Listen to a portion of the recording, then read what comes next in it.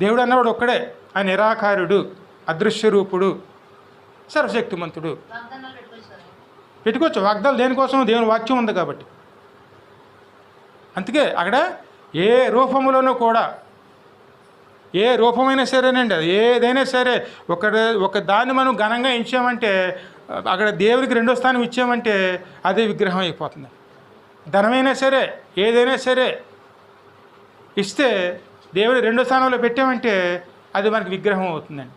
విగ్రహం ఏం చేస్తుంది? మనకి మెడకి పెద్ద గుదిబండి కట్టుకుంటే ఎలా ఉంటుంది?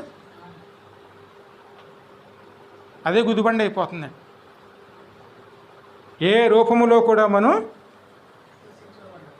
ఒకసారి యెషయా గ్రంథం 43:10-11 చదవమ్మా.